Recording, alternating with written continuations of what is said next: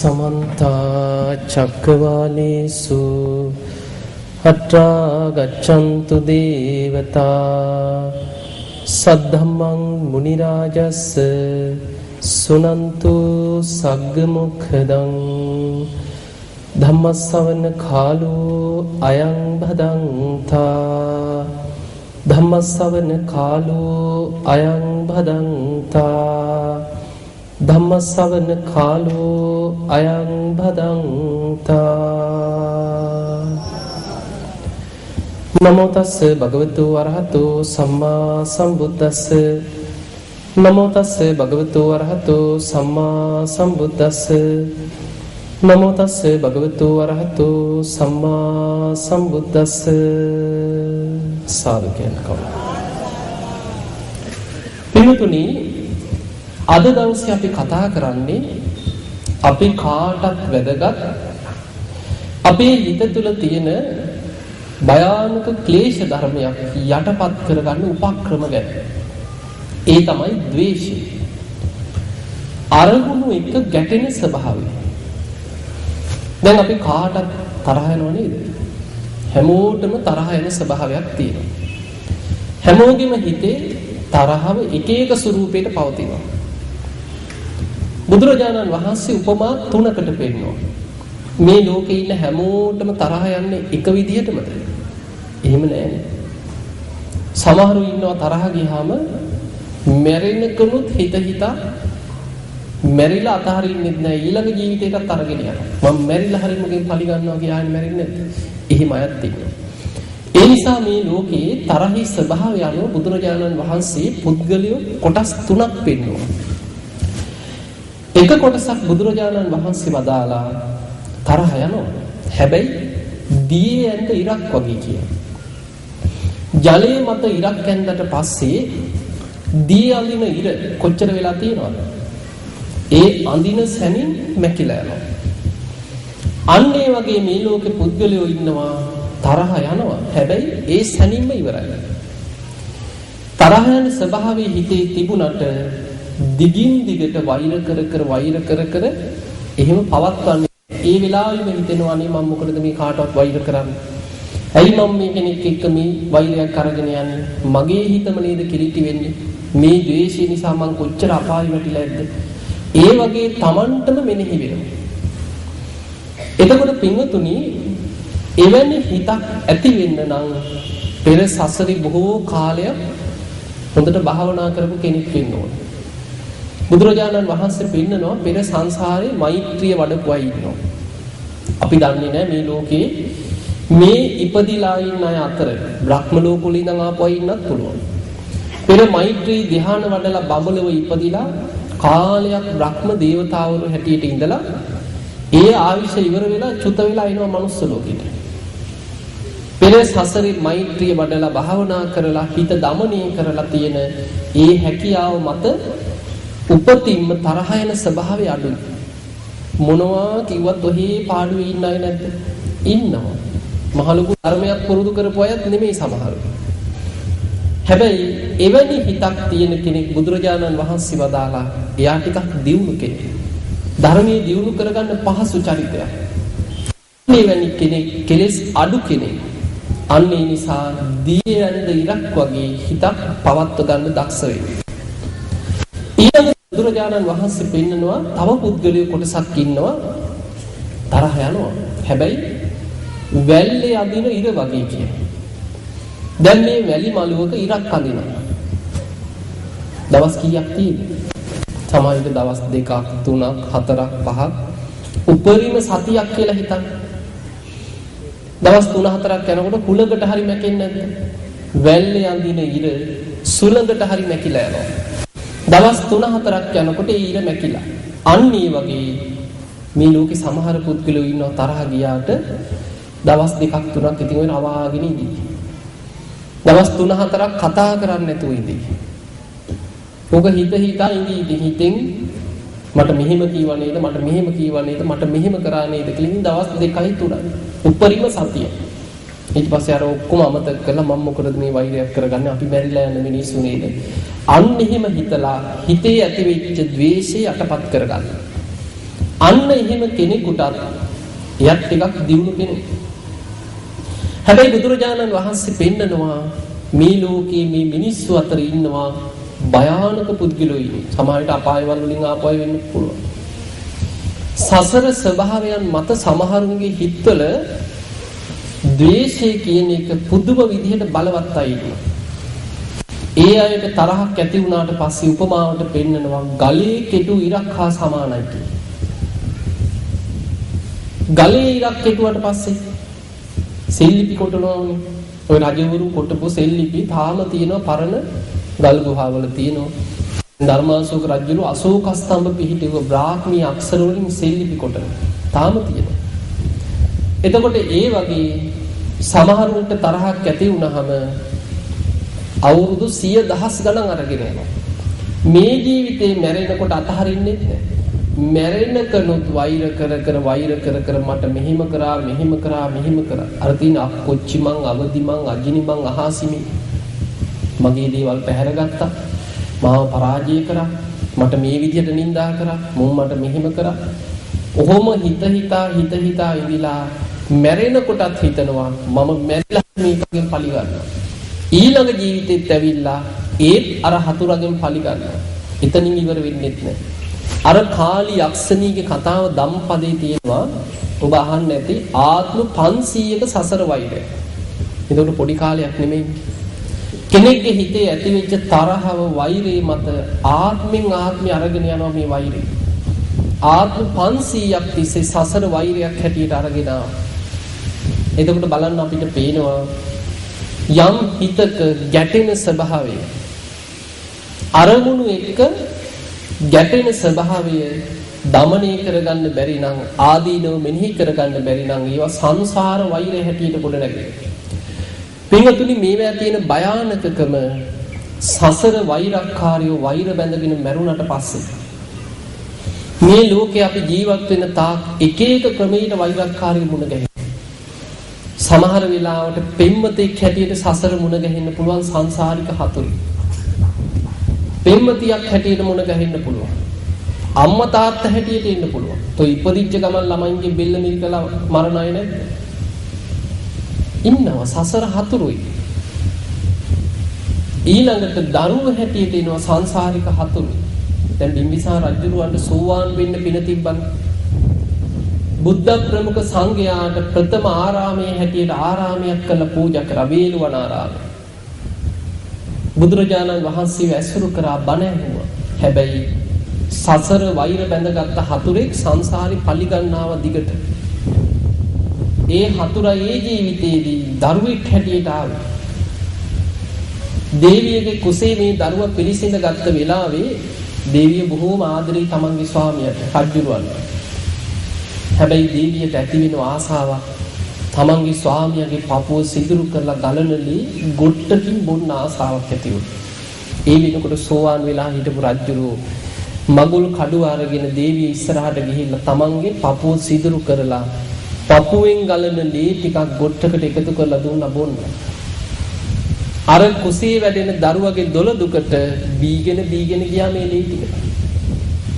එතකොට පේනවා මොනතරම් වෛරක්කාරීද මේ කුස ඇතුලේ ඉන්නේ.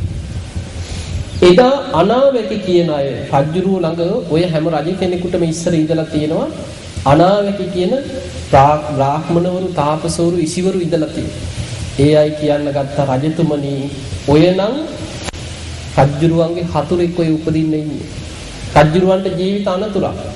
මව් කුසේදීම මේක දැනගත්ත මිනිස්සුමයි නම දැම්මේ අජාත සත්ත්‍ය. අජාත කියන්නේ ජාත වෙලා නැහැ තාම. නූපන්. සත්ත්‍ය කියන්නේ සතුරා.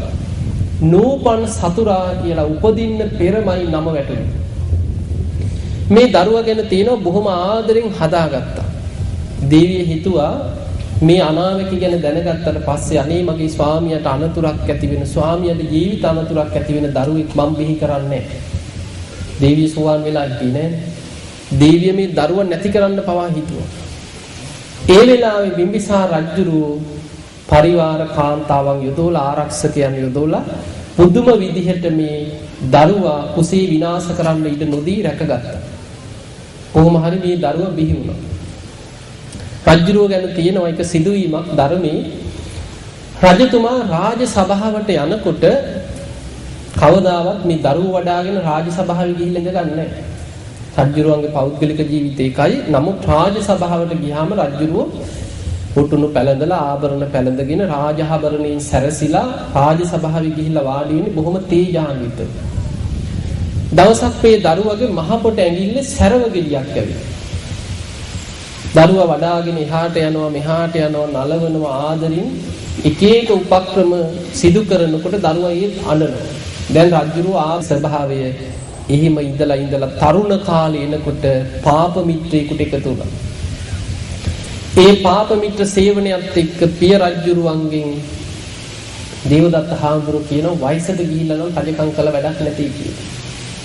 තරුණ කාලේ තමයි කිව්ව රජසැප විඳින්න තියෙන්නේ. ඒ නිසා දැන්ම රජසැප විඳින්න රජකම ඉල්ලන්න කියලා. දවසක් රජුරුවෝ ඉස්සරහට ගිහිල්ලා කිව්වා පිය රජතුමනි මමත් දැන් තරුණ වයසේ කෙනෙක් මට මේ රාජ්‍ය ඕනේ කියලා. ඒ කියපු වෙලාවෙම රාජ සභාව රැස් කළ රජුරුවෝ තීරණය කරලා රජකම දුන්නා. ඊට පස්සේ දේවදත්ත හාමුදුරන්ගෙන් උපදේශක් හම්බුණා. ඕක උපක්‍රමයක්. හිතන්න එපා කීවා ඔය කැමැත්තෙන් රජකම දුන්නා කියලා. නිදැල්ලේ නම් තියන්න එපා කොයි වෙලේ හරි උඹව මරලා පියා රජ වෙයි කියලා. ඒ නිසා හිර කරන්න කිව්වා. අන්තිමට බිම්බිසාර රජුරුවන්ව හිර කරා. හිර කුටියකට දාලා දවස් ගාණක් තියලා තිබ්බ මුලදී අම්මට බලන්න යන්න දෙනවා. දේවිය තමන්ගේ ස්වාමියාට තියෙන ආදරේ නිසා බත් මුලක් හොරෙන් ඉනේ ගහගෙන යනවා. ගිහිල්ලා අර රජුරුවන්ට දීලා එනවා. දැන් උපදේශ අරගෙන කල්පනා කරා ඔය හිර මැදිරියේම කන්න නොදී මරන්න ඕනේ. එහෙමයි හිතුවේ. දේවදත්ත හාමුදුරුවෝ ඒ උපදේශම ලබා දුන්නා. දැන් කන්න දෙන්නේ නැහැ. හිර මැදිරියකට දාලා හිර කරලා කොටු කරලා තියලා. පුංචි කවුළුවයි තියෙන මේ හිර මැදිරිය. බිම්බිසාර රජුරුවෝ ඔන්න බලන්න ධර්මයේ දියුණු කරපු කෙනෙක්ගේ වටිනාකම. බිම්බිසාර රජතුමා සෝවාන් වෙච්ච කෙනෙක්. රජතුමා අර හිර මැදිරියේ කුටියෙන් පුංචි කවුළුවක් තියෙනවා. ඈතට බලනකොට පේනවා ගිජ්ජකූට පර්වතේ බුදුරජාණන් වහන්සේ වැඩ ඉන්න ගන්ධ කුටිය ඈතට පේනවා. ඒ දිහා බලාගෙන සිහි කරන අනේ බුදුරජාණන් වහන්සේ නම් ඒකාන්තීම අරහං සම්මා සම්බුද්දයි. විද්‍යාචර්ය සම්පන්නයි. සුගතෝ ලෝකවිදු අනුත්තරෝ පුරිස ධම්මසාරති. සත්තා දේව මනුස්සාන උන්වහන්සේ නම් ඒකාන්තීම බුද්ධ භගවා කියන ගුණයන්ගෙන් යුක්තයි. බුදු ගුණ සිහි කරන. දැන් කන්න දෙන්නේ නැහැ මොනවත්. හැබැයි කොයිතරම් කුසගින්න දැනුණත් බුද්ධානුස්සතිය වඩන. ධර්මයේ ගැන හිතනවා මේ ධර්මයේ කොච්චර සත්‍යයක්. ඉපදිච්ච නිසා නේද මම මේ දුක් විඳින්නේ කියලා හිතනවා. ඒ ධර්මේ නම් ඒකාන්තීම ස්වාක්ඛාතයි සම්දිත්තිකයි අකාලිකයි කියලා හිතන. දැන් හිතන්න අපිට හොම හිතන්න පුළුවන්ද? දැන් ඔබ හිතන්න මේ සතර පොයේටම සීල් ගන්න උපාසකම්ම කෙනෙක් කියලා හිතන්න. අපි පන්සිල් රකින්නවා බණක් අහනවා ධර්මයක් අහනවා. හැබැයි ඔච්චර දරුණුවට නෙමෙයි නිකන් හිතමු අපි මෙහෙම. ඔබේ දරුවෙක් ඔබ කාමරයකට දාලා වහනවා. ඔහොම හිටපන් කියලා. කවුරු හරි එහෙම සැරපරුස දරුවෙක් කියලා හිතමු. දැන් කාමරයට වෙලා ඔබට බුද්ධානුස්සතිය වඩන්න පුළුවන්ද? ඈ? ධම්මානුස්සතිය වඩන්න පුළුවන්ද? බැ. කොච්චර ධර්මයේ දැනගෙන හිටියා ධර්මයේ සිහි වෙයිද? නෑ නෑ. අර දරුවට සාප කරනවානේ මම මේ කට ඉගැන්නුවේ මෙහෙමයි. මෝ ලොකු මහත් කරේ මෙහෙමයි. මේකා මට දෙන වද කියලා අර දරුවට සාප කර කර නෙමෙයි ඉන්නේ නේද? අන්න අපේ හිතවල ස්වභාවය. හැබැයි බිම්බිසාර රජුරෝ සෝවාන් වෙච්ච කෙනෙක් අන්න ධර්මාවබෝධය ලැබපු කෙනා හිත රැකගත්ත හැටි. රජුරෝ අජාසත් කුමාරයාට වෛර බැඳේ නෑ. දන්නවා ඒකේ ආදීනව. කෙනෙකුට වෛර කරනවා කියන්නේ වෙනසින්නේ තමන්මයි. බුදුරජාණන් වහන්සේ පෙන්වන්නේ වෛරය, ද්වේෂය කියන්නේ හරියට යකඩයක හටගන්න මලකඩ යකඩයක් විනාශ කරනවා වගේ දෙයක්. දැන් තරහ, වෛරය, ද්වේෂය ඇති වෙන්නේ කා තුළද? තමන් තුළ, තමන්ගේ හිතේ. එතකොට ඒ ද්වේෂය නිසා, වෛරය නිසා විනාශ වෙන්නේ තමන්මයි. තමන්ගේ හිතේ ඇති වෙන අකුසල් වලින් බොහොම දුක් විපාක සහිත කර්ම රැස් කරගෙන දුකට වැටෙන්නේ අපායට වැටෙන්නේ තමන්. අන්න ඒ නිසා වෛරය ආදීනව දන්න රජුරු මරණ සතිය වඩනවා, අනිත්‍ය සංඥාව සිහි කරනවා. ඊළඟට හිතන්න මෙහෙම. දැන් බිම්බිසාර රජුරු කියන්නේ සාමාන්‍ය කෙනෙකුත් නෙමෙයිනේ. රජකම් කරපු රජෙක්. ඊළඟට තමන්ගේ රාජකීය උයන තමයි බුද්ධ ප්‍රමුඛ සංඝයාටම කුටි සෙනසුන් හදලා පූජා කරේ. පළවෙනි ආරාම පූජා වේළුවනේ පූජා කරේ කවුද? බිම්බිසාර රජු. දැන් සද්ධාාවක් නැති කෙනෙක් නම් ඔය වගේ ප්‍රශ්නයක් ඇති වුණාට පස්සේ කරදර ඉන්නකොට බනින්නේ කාටද? තුනුරුවන්ට. මම මෙච්චර දන් දුන්නා කොහොමද මේවැ විපාක? එහෙම අහන්නේ නැති සමහරව. තමන්ට මේ උණක් හෙම්බිරිසාවක් හැදුනා සමහරුන්ට වැරදිකාරය තුනුරුවක්. වෙන පුතඥ මට්ටමේ කෙනෙක් නම් අර පූජා කරපු ආරාමයටත් බනිනවා. මෙච්චර මගේ උයන පූජා කරලා මෙච්චර ආරාමයක් හදලා දීලා කෝ බුදුරජාණන් වහන්සේට තිබ්බනේ මාව බේරගන්න. උන්වහන්සේට බැරිය පෙළහර පාලා හරි ওই ප්‍රාතිහාර පාන්න පුළුවන් නම් ඇවිල්ලා මාව බේරගන්න. කෝ මට මේ විපාක කියලා වෙන කෙනෙක් නම් ගරහනවා. හැබැයි බුදුරජාණන් වහන්සේගේ යුතුයකම ඉෂ්ට කරලා තිබුණේ. බුදුරජාණන් වහන්සේ බුද්ධත්වයට පත් වෙලා බිම්බිසාර රජතුමාට වෙච්ච පොරොන්දුව ඉෂ්ට කරන්නයි එදා රජගහ නුවරට ඇවිල්ලා දහම් දෙසුවේ. රජතුමා සෝවාන් වෙලා සතර අපායගාමී ජීවිතෙන් මිදිච්ච කෙනෙක්. රජතුමා හිතනවා අන්න ධර්මයට අනුව හිතන හැටි. ඉපදීම දුකයි කියපු ධර්මයේ කොච්චර සත්‍යයක්ද? ඉපදිච්ච නිසා නේද මම මේ දුක් විඳින්නේ. අන්න හිතන හැටි. වෙන කෙනෙකුට ඔක මතක් වෙන්නේ නැහැ. ලෙඩයි හැදෙනකොට, කරදර හැදෙනකොට, ප්‍රශ්න එනකොට, කෙනෙකුට අමාරුකම් දුක් ගැහැට එනකොට හිතෙනවද ඉපදීම දුකයි කියපු ධර්මයේ කොච්චර සත්‍යයක්ද? මම මේ ඉපදිච්ච නිසා නේද මම දුක් විඳින්නේ කියලා මතක් වෙනවද? ඒක මතක් වෙන්නේ නැහැ. අපි මෙච්චර දන් දුන්නා අපිටමයි මේ හිනගෙඩි කියලා ධර්මයට බණින්න ඉගෙන කරන්නේ. හැබැයි බිම්බිසාර රජු හිතනවා ඉපදීම දුකයි කියපු ධර්මයේ කොච්චර සත්‍යයක්ද? ඉපදිච්ච නිසා නේද අද මම මේ වගේ දුක් විඳින්නේ. බුදුරජාණන් වහන්සේගේ ධර්මයේ නම් ඒකාන්තයෙන්ම ස්වාක්ඛාතයි, සම්දිත්තිකයි, අකාලිකයි කිය ධර්මයේ ගුණ හිතනවා. මරණ සතිය වඩන සංඝ ගුණ හිතන. බැලුව මැරෙන්නෙත් නැහැ. ඊටඟට හොයලා බලනකොට දේවිය බත් මුලක් හොරෙන් ඉනේ ගහගෙන යනවා. රජුරවන්ට දෙනවා. ඊළඟට ඒක නැවැත්තුවා.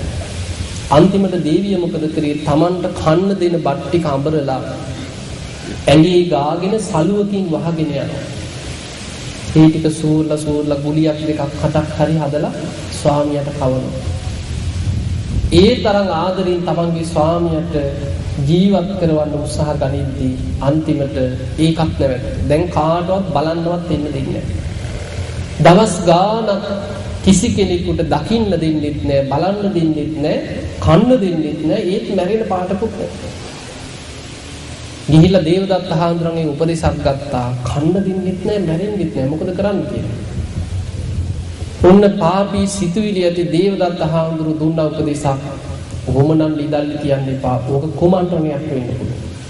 ඒ නිසා වද දීලම මරන්නේ කිව්වා. අන්තිමට යටිපතුල් පැලුවා. තමන්ගේ පිය රජුරුවන්ගේ යටිපතුල් පළලා ලුණු දාලා ගිනි පොකුරුට ඇවිද්දෙව්වා කියලා. එදා වැරදිකාරයන්ට දෙන දඬුවම් තමයි ওই දස වදේ කියලා ධර්මයේ පෙන්නනවා. අන්නේ විදිහට නොඑක් විදිහේ වද හිංසා කරලා වද දීලා මැරුවා. බලන්න ධර්මයේ සිහි කරගත්ත කෙනාගේ වටිනාකම ජනවසබ කියලා දෙවි කෙනෙක් වෙලා දිව්‍ය ලෝකේ පහළ වුණා. අන්නේ නිසා පින්වතුනි ධර්මයේ දන්න කෙනා මොනතරම් Tamanට හිංසා කරදර බහදාවක් Taman හිතනවා මම මේ කාට හරි ද්වේෂ කර හිටියොත් වෙනසෙන්නේ මමයි. මගේ හිත තුලයි අකුසල් වැඩි. ඒ නිසා මේ කවුරුත් නිසා මම මොකටද අපාය යන්නේ? මම මගේ හිත බේර ගන්නවා, මම මගේ හිත රැක ගන්නවා කියලා අන්න ධර්ම මානසිකාරයකට හිත ගන්න. ඊළඟට හිතන්න මේ සසර වෛරක්කාරයන්ගේ ස්වභාවය. අපි හිතමු දිනෝ 1000ක් මැද්දේ අපි පාරේ යනවා නොයෙක් තැන්වල මිනිස්සු මුණ ගැහෙනවා, බස්වල යන වෙනවා, ජීවිතේ කොච්චරනම් අය මුණ ගැහෙනවා. ඒ අතරේ කෙනෙක් දැකලා හිත ඇදිලා යන්න පුළුවන්. කොහොමද වෙන්නේ නේ? ඊට පස්සේ ගිහිල්ලා කොහොම හරි මට මෙයාමයි යෝන කියලා අඩු ගානේ මැරෙනවා හරි කියලා හිතවත් වෙනවනේ. එහෙම හිතවත් වෙලා කවුරු විරුද්ධ වුණත් අඩු ගානේ හොරින් පැනලා හරි යනවා. කොහොම ගිහිල්ලා ටික කාලයක් ඉඳලා අර මිනිහගෙම මැරුම් කනයි නැද්ද? එහෙම නැද්ද ওই පත්තරවල තියෙනවනේ. අවුරුදු ගණන් ආදරය කරලා හැමෝම විරුද්ධ වුණත් මෙයා නැත්නම් මම මැරෙනවා කියලා පැනලා ගිහිල්ලා අන්තිමට එයාගෙම මැරුණා. එතකොට හිතන්න ආදරය කරන කාලේ දැක්කද කවදා හරි මාව මරන මගේ මාරයා තමයි මේ කියලා දැක්කද? නෑ. මේ මගේ සසර හතුරෙක් කියලා අඳුනගත්තද? නෑ. අකුසල විපාකෙට හිත ඇදෙනවා. කර්ම විපාකවලට අපි ඇදිලා යනවා. අන්නේ නිසා සංසාර වෛර කියන ඒවා බොහොම භයානකයි. පින්තුනි පවුලේ 10 දෙනෙක් ගත්තොත් ඒ අයගේ හිතවල ස්වභාවය 10 ආකාරයි. අපිට හැමෝම අරගෙන ගොඩ යන්න බෑ. හැමෝම නිවන් දක්වන්න පුළුවන්. එහෙම පුළුවන්කමක් නෑ.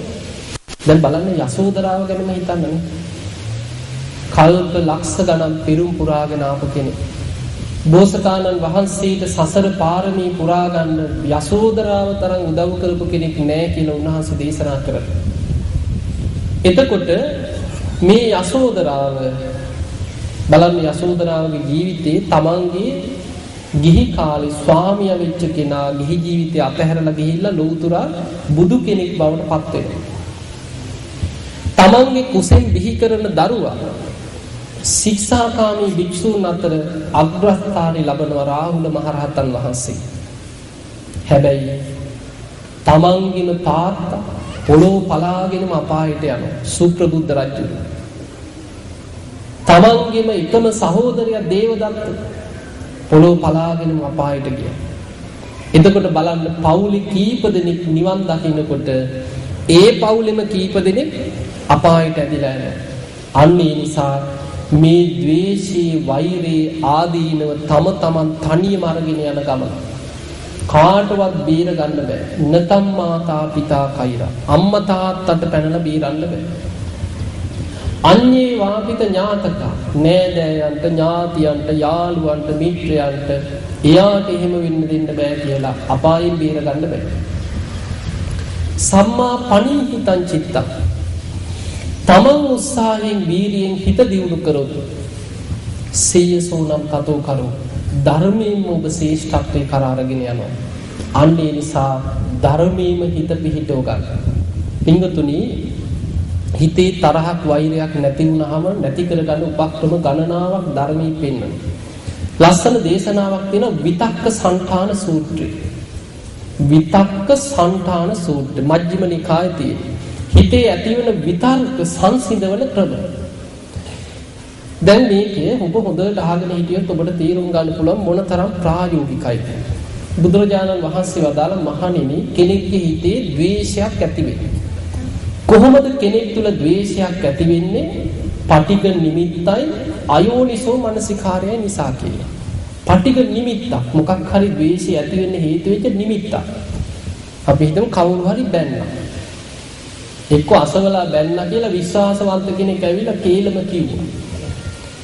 එක්ක මූණටම ඇවිල්ලා බැනලා ගියා. දැන් අන්න නිමිත්තක් දිනවා. මොකද්ද නිමිත්ත? මට අසවලා මේ විදිහට මට බැන්නා. ඔන්න නිමිත්ත. දැන් අපි ওই නිමිත්ත තුල අයෝනිසෝ මනසිකාරයේද. මොකද්ද අයෝනිසෝ මනසිකාරය කියන්නේ?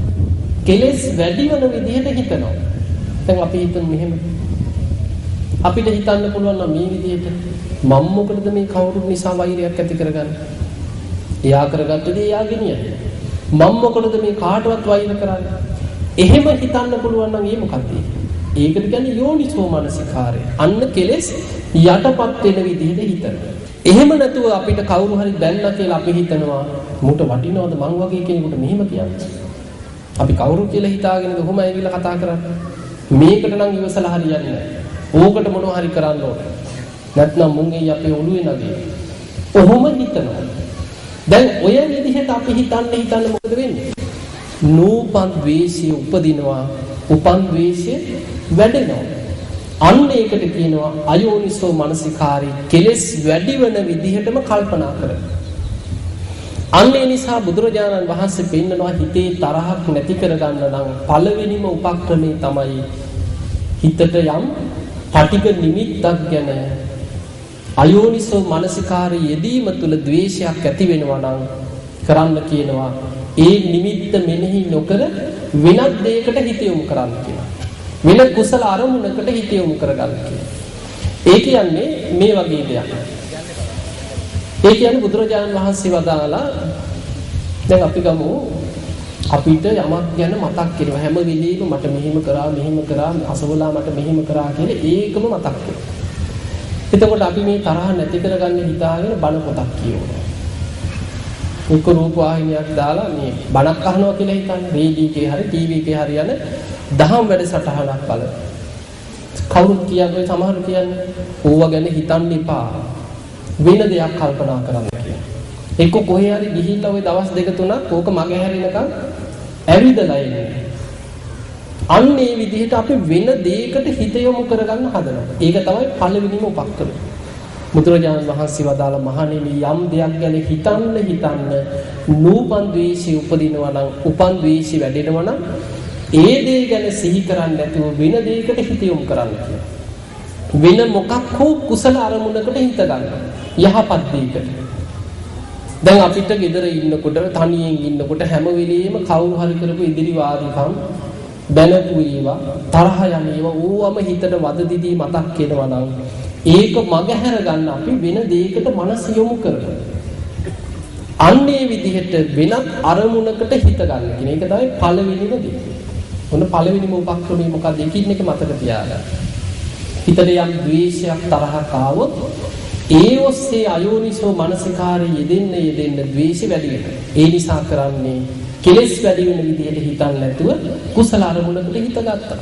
අන්න සරලයි. හැබැයි බුදුරජාණන් වහන්සේ වදාළ මහණෙනි හිතේ ද්වේෂي බලවත් වුණාට පස්සේ සමහර අයට නම් පුළුවන් සැනින් කුසල අරමුණකට හිත ගන්න. හැබැයි ඇතැම් පුද්ගලයෝ ඉන්නවා ද්වේෂයේ බලවත් නම් වෙන මොනවා හිතන්න හැදුවත් ඒක මතක් වෙනවා. දැන් අපි හිතමු මෙහෙම කවුරු හරි ඇවිල්ලා මූණට බැනලා කියනවා. දැන් මේ ගැන අමතක කරගන්න අපි පොතක් කියවන්න පටන් ගත්තා කියලා. පොත කියවනකොට පොත ඇතුළේනුත් මැවිලා පේන්නේ තරහකාරයමයි. එහෙම වෙන්නත් පුළුවන් නේද? බැලුවත පේනවා තරහකාරයමයි. ටීවී එක දැම්ම කියලා හිතන්න. මේක අමතක කරන්න හිතාගෙනම ටීවී එක දාගත්තා. හිතට වදයක් නිසා බලනකොට ටීවී එක ඇතුළේනුත් මැවිලා පේන්නේ මෝ මට මෙහෙම කරානේ කියලා අර තරහකාරය ගැනම මතක් වෙනවා. එතකොට ඒ මට්ටමට ද්වේෂයේ බලවත් නම් පළවෙනි උපක්‍රමේ හරියන්නේ නැහැ. අන්න මේ මට්ටමට බලවත් වෙච්ච තරහක් වෛරයක් නම් පළවෙනි උපක්‍රමේ හරියන්නේ නැහැ. බුදුරජාණන් වහන්සේ වදාළ මහණෙනි එහෙමනම් දෙවෙනි උපක්‍රමය යොදන්න. ඒ තමයි ආදීනව මෙනෙහි කරන්න කියන්නේ.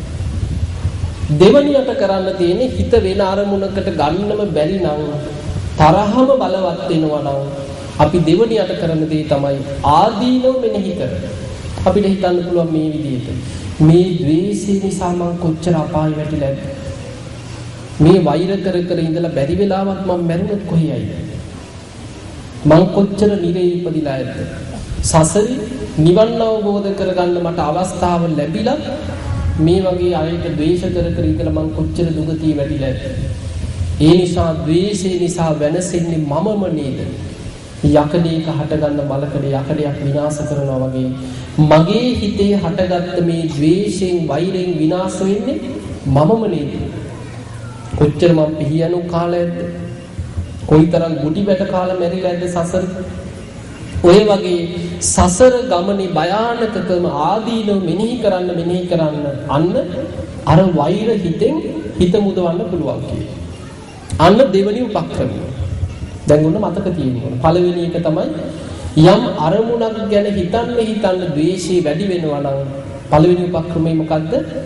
ඒ අරමුණ හිතන්න නැතුව කුසල අරමුණකට හිත ගන්නවා. දැන් කුසල අරමුණකට හිත ගත්තට පස්සේ අර ද්වේෂයම මතක් වෙනවා.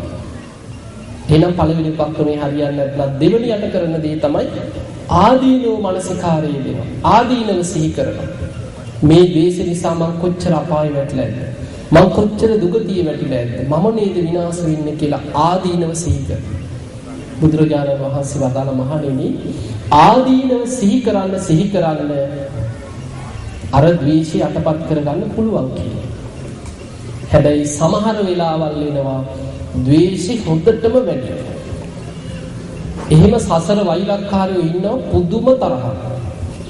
එවැනි පුද්ගලයෙකුට කොච්චර ආදීනව සිහි කරත් වැඩක් නැහැ කියලා. මම අපායයි නේද කියලා හිතුවට ආයි හිතෙනවා කමක් නැහැ අපායි ගියක් කමක් නැහැ කියලා. එහෙම අය දැකලා නැද්ද? ඉන්නවනේ. මම මුලින් පරිගත්තට පස්සේ යන ඕනේ අපායක ගියදෙන් කියන අය අහලා නැද්ද? ඉන්නවා. තරහ හිතට ආවට පස්සේ මම හිරේ ගියක් කමක් නැහැ. මම නිරේ ගියක් කමක් නැහැ. අපාය වැටුණත් කමක් නැහැ. මම මැරුණත් කමක් නැහැ. මූවත් මරාගෙන කියන මට්ටමේ අය නැද්ද? ඉන්නවා. එතකොට ඒ වගේ අය ආදීනවයට බයද? නෑ. ආදීනව දැක හරි පරිගන්නම යනවා. අන්නේ වැනි අවස්ථාවක දෙවනි උපක්‍රමයේ හරියන්නේ නැහැ. ආදීනව සීකල වැඩක් තියෙනවා. අපායයි කියලා හිතනකොට යාට හිතෙනවා නම් කමක් නැහැ. අපාය ගියක් කමක් නැහැ කියලා. ඒ කියන්නේ මෙලෝ පරලෝ පිළිගන්නෙම නැහැ. අපායට බයත් නැහැ. එහෙම જાතියයි ඉන්නෝනේ. අන්නේ වැනි කෙනෙකුට ආදීනව මෙනෙහි කරගන්න අමාරුයි. බුදුරජාණන් වහන්සේ වදාලා එහෙම කෙනෙකුට තුන්වෙනි උපක්‍රමයක් පෙන්නලා දෙනවා. ඒ තමයි හිතට තරහක් ඇති වුණාට පස්සේ ආපස්සටත් හිතන්න කියන. කොහොමද මා තුළ මෙච්චර ද්වේෂයක් ඇති වෙන්නේ කියලා ආපස්සට මෙනෙහි කරලා බලන්න කියන. ඒ කියන්නේ දැන් වෙන අරමුණකට හිත ගන්නත් බෑ. ආදීනව සිහි කරත් ඒත් හිතෙනවා අපාය ගියක් කමක් නැහැ කියලා. එච්චර දැන් තරහ බලවත්. එහෙම කෙනෙක් හිතන්න කියනවා ඇයි මෙච්චර මා තුළ තරහක් ඇති වුනේ? කොහොමද මා තුළ මේක හටගත්තේ කියලා මුලට හිතන්න කියන ආපස්සට. එන හටගත්ත තැනට ආපස්සට හිතලා බලන්න කියන. සමහර වෙලාවල් තියෙනවා පිංගතුනි මහ විශාල මිනිමරුන් අපරාධ විශාල වෛර ආපස්සට හිතලා බැලුවොත් Tamanටම ලැජ්ජා හිතෙන්න පුළුවන්. චිකී මේ වගේ දේවල් වලට අපි මේ මෙච්චර කල් වෛර කර හිටියේ කියලා Tamanටම ලැජ්ජා හිතෙන්න පුළුවන්. බලන්නකොයි සමහර මිනිමරුන් දිහා පවුල් පිටින් මරා ගන්නවා. හැබැයි හේතුව හොයාගෙන ගියොත් කවුරු හරි කියපු කේලමක් වෙනවා. අනවබෝධයක්. එක්ක නොදරුව මේ පොඩි උන් ගහගෙන රණ්ඩු වෙලා. මේ පොඩි ළමයින්ගේ ප්‍රශ්නයකට දෙමව්පියෝ පැටලිලා. ඔය වගේ කිසිම වැඩකට නැති හේතුවක් අල්ලගෙන ඇති කරගත්ත කෙලෙස් සහිත සිතුවිලි බලවත් කරගෙන තමයි දිගට දැන් මේ වෛර ගෙනහිලා තියෙන්නේ. ආපස්සට හිතලා බලන්න පුළුවන් නම් Tamanටම ලැජ්ජ හිතෙනවා චිකී මේ වගේ පොඩි දෙයකට අපි මේ වෛර කරන්නේ. එහෙම හිතලා අතහරින්න බැරි නම් බුදුරජාණන් වහන්සේ පෙන්වන තුන්වෙනි උපක්‍රමයේ හරියන්නේ නැත්නම් බලන්න කොච්චර පෙන්නනවද කියන්නේ. තවත් උපක්‍රමයක් බුදුරජාණන් වහන්සේ වදාළ මහණෙනි ඒ තමයි ද්වේෂ සහිත හිත ද්වේෂයට ප්‍රතිවිරුද්ධ අරමුණක් ඔස්සේ මැඩලන්න කියන. ද්වේෂයට ප්‍රතිවිරුද්ධ දේ මොකද්ද? මෛත්‍රිය. ද්වේෂයට ප්‍රතිවිරුද්ධ දේ මෛත්‍රිය. එතකොට ඔතන හොඳට තේරුම් ගන්න ද්වේෂ හිත ද්වේෂයට ප්‍රතිවිරුද්ධ අරමුණක් ඔස්සේ මැඩලන්න කියන. ඒ කියන්නේ තරහකාරයන් දුක් වේවා නිරෝගී වේවා සුවපත් වේවා කියලා හිතන්න. දැන් එහෙම කරන්න බෑ මේ මරාගෙන මැරෙන්න යන ගමනක් ගැන නෙමෙයි. තරුණුම තැනක් ගැන කියන්නේ. එහෙම එකක් නෙමෙයි. දැන් ද්වේෂ හිත තියෙන්නේ කා තුලද? තමා තුල. ද්වේෂ හිත තමා තුල ඇති වෙච්ච මෙච්චර බලවත් ද්වේෂය ද්වේෂයට ප්‍රතිවිරුද්ධ දෙයක් ඔස්සේ দমনය කරන්න. දැන් අපි මෛත්‍රී භාවනාව කරනකොට මුලින්ම මෛත්‍රී වඩන්නේ කාටද? තමන්ටනේ. අප්‍රමාණ ක්‍රමයට මෛත්‍රී වැඩුවත් මහග්ගත ක්‍රමයට මෛත්‍රී වැඩුවත් පටන් ගන්න කාගෙන්? තමන්ගේ මම නිදුක් වෙම්වා නිරෝගී වෙම්වා සුවපත් වෙම්වා වෛර නැත්තික් වෙම්වා තරහ නැත්තික් වෙම්වා ඊර්ෂ්‍යා නැත්තික් වෙම්වා දුක් පීඩා නැත්තික් වෙම්වා සුවපත් වෙම්වා කීකේ මෛත්‍රී වඩා ගන්න තමන්ට ඉස්සරලා තමන්ට මෛත්‍රී වඩපු කෙනෙක් තමයි අනිත් අයට මෛත්‍රිය පතුරවන්නේ. එහෙමනම් ද්වේෂ හිත ඇති උනේ තමා තුලයි. තමන්ගේ හිත යොමු කරගෙන තමන්ටම මෛත්‍රී වඩාගෙන යන්න කියලා. දැන් ද්වේෂයෙන් පුපුරනවා. බලන්න ওই ද්වේෂේ හැටි කන්න එක ඇඟට අල්ලන්නේ නැහැ නේ තරහ ගියාම. කෑම ප්‍රියතාවයකුත් නැරෑට නිින්ද යන්නේ නැහැ. නිින්දෙනුත් දක්මිටි කනවා. එතකොට සමහරුන්ට භයානක හීන පේනවා. රැතිස්සේ බය වෙනවා. මේ තරම් දුකක් පීඩාවක් ඇති වුණේ මා තුල ද්වේෂය නිසා. ඒ නිසා මම නිදුක් වෙම්මා නිරෝගී වෙම්මා සුවපත් වෙම්මා මේ දේශ නිසා මට මොකද්ද මේ වුනේ කියලා තමන්ටම මෛත්‍රිය වඩාගෙන යනවා. එහෙම තමන්ට මෛත්‍රී වඩනකොට අන්න තමන්ට දැන් ද්වේෂයෙන් වැහිලා තිබ්බදී තමන් ගැන තමන්ට වැටහෙන්න ගන්නවා. මම නිදුක් වෙම්මා කියලා තමන් දිහා බලනකොට පේනවා ද්වේෂ නිසා නිදුක් වෙලාද? නෑ. දැන් අපි බයිල කරන්නේ වෙන මිනිස්සෙක්. වැඩිපත් වෙලා තියෙන කාටද? තමන්ට නිින්ද යන්නේ නැහැ. කන දෙය ඇඟට අල්ලන්නේ නැහැ. පෑදිසි මුළු ඇඟම ගෙවුනවා. මට මෙහෙම කරා කියලා හිතෙනකොට පුදුම තරහක් වගේ. එතකොට දැන් ආදීනෝ විපාක ඔක්කොම ගෙනියන්නේ කවුද? තමන්ටයි. ඒ තරහකාරයට හොඳට නිින්ද යන්න පුළුවන්. නමුත් ඒ පුද්ගලයාට වෛර කර ඉන්න තමන්ටයි දැන් නිින්ද යන්නේ නැහැ. ඒකනේ මෛත්‍රී ආනිසංසවල තියෙන සුඛං සූපති. මෛත්‍රිය වඩාගත් හිතක් තිබ්බොත් තමයි සැප නිින්දක් ලැබෙන්නේ. සුඛං පටිභුජ්ජති. සැපසේ ප්‍රබෝධමත් අවදි වෙන්න පුළුවන් මෛත්‍රී සහගත හිතක් දියුණු කරගත්ත කෙනා. න පාපකං සුපිනම් පස්සති. මෛත්‍රිය වඩාගත් කෙනා පෞකාර හීන දකින්නේ. එතකොට හිතේ ද්වේෂය, තරහව, වෛරය බලවත් වෙන්න දැන් පෞකාර හීන දකින්නවා, තමන්ව මරනවා පේනවා, රැතිස්සේ ගෑ ගහනවා, දත් මිටි කනවා. එතකොට මේ තරම් දැන් තමන් දුකටපත් වෙලා තියෙන්නේ. ඊළඟට බලනවා මම නිදුක් වෙම්මා, නිරෝගී වෙම්මා, සුවපත් වෙම්මා කී තමන්ට මෛත්‍රී කරනකොට පේනවා ද්වේෂය නිසා තමන් කොච්චර ලෙඩ වෙනවද? ද්වේෂය නිසා තමන් කොච්චර පීඩාවක් විඳිනවද? මම කොච්චර දුකකට මම්පත් වෙලාද කියලා තමන්ට තමන් ගැන තේරෙනවා. අන්න ඒ නිසා මහණෙනි බුදුරජාණන් වහන්සේ වදාලා ද්වේෂ හිත මෛත්‍රියෙන්ම මැඩලා ගන්න කියලා. ඔන්න හතරවෙනි උපක්‍රමය. ඒ ක්‍රමයක් හරියන්නේ නැති වෙන්න පුළුවන්. එහෙම මෛත්‍රී වඩලත් ධර්ම මානසිකාරයට ගන්න අමාරු නම් පස්වෙනි උපක්‍රමයේ පෙන්වන විතක්ක සංඨාන සූත්‍රයේ දිව උඩු තල්ලට තියලා තද කරගෙන දත් පිටි කාගෙන බැනගෙන යන්න කියලා. කාටද? තමන්ගේ හිතට තමන්ම ගරහ කරගන්න කියලා. දැන් අපි බලන්නේ තරහකාරයට. බුදුරජාණන් වහන්සේ පෙන්වන්නේ තරහකාරයෙ ඉන්නේ කොහෙද? තමන්ගේම හිත ඇතුලේ. තමන් අපායට හෙළන, තමන්ව හිංසනයට යොමු කරන, තමන්ව විනාශේ කරා ගෙනියන තමන්ගේ හතුර තමයි තමන්ගේ හිත ඇතුලේ තියෙන රාග, ද්වේෂ, මෝහ ආදී අකුසල. අන්නේ නිසා දත් හපාගෙන දිව උඩු තල්ලට තියලා තද කරගෙන තමන්ගේ හිතට බනින්න කියලා. ඒ කෙලෙස් සහිත හිත ඔබමාව අපායට ගෙනියන්නද ඔය හදන්නේ? ඔබමාව දුගතිය හෙලන්නද ඔය හදන්නේ කියලා තමන්ගේ හිතට තමන්ම බැනගන්න. අන්න එතකොට හිත මෙල්ල කරගන්න පුළුවන් කියලා. එතකොට බලන්න මේ හිතට තරහක් ඇති වුණොත් කොච්චරනම් උපක්‍රම කියලා දෙනවද? බුදුරජාණන් වහන්සේ වදාලා සත්පුරුෂයෝ තමන්ට කොච්චර හිංසා පීඩා කරත්, තමන්ට මොනතරම් අනතුරු කරත්, පරිගන්න අවස්ථාව ලැබුණත් සත්පුරුෂයෝ මෛත්‍රී වඩනවා. ඒ නිසා පින්වතුනි අපිට පේනවා මේ සසර ගමනේ තියෙන භයානකකම. ඒ නිසා වෛරයෙන් වෛරය කවදාවත් සංසිඳෙන්නේ නැහැ. මිත්‍රත්වයෙන්මයි වෛරය සංසිඳවා ගන්න තියෙන්නේ. ඔන්න ඕක හොඳට තේරුම් අරගෙන තමන්ගේ හිතේ ඇතිවෙන ද්වේෂය, වෛරය, තරහව මේ සියල්ල ඔබ දකින්න ඕනේ තමන් විනාශ කරන හතුරු හැටියට. එතකොට හතුරා ඉන්නේ පිට නෙමෙයි, ඔබ විනාශ කරන, ඔබ දුගතියට අරගෙන යන, ඔබව අපායේ හෙළන, ඔබව අනතුරේ දාන හතුරා ඉන්නේ ඔබේ හිත ඇතුළේමයි. ඒ නිසා යකඩේක හට ගන්න මලකඩ යකඩයක් විනාශ කරනවා වගේ ඔබේ හිතේ හට ගන්න ද්වේෂය, වෛරය, තරහව ඔබ විනාශ කරලා දුගතියට අරගෙන යනවා. අන්නේ නිසා අද මේ පුන් පොහෝ දවසේ හැම දිනම දැඩි අදිෂ්ඨානයක් ඇති කරගන්න මම කොහොම හරි මගේ හිතේ තියෙන මේ ද්වේෂය, වෛරය, තරහව යටපත් කරගෙන අයෝනිසෝ මනසිකාරී තුලින් මේවා මතුවෙන්න ඉඩ නොදී පුදුම ඉවසීමක් දියුණු කරගන්නේ. මෛත්‍රිය කියන එකත් පාරමිතාවක්, උපපාරමිතාවක්, පරමත්ත පාරමිතාවක් හැටියට වඩන්න.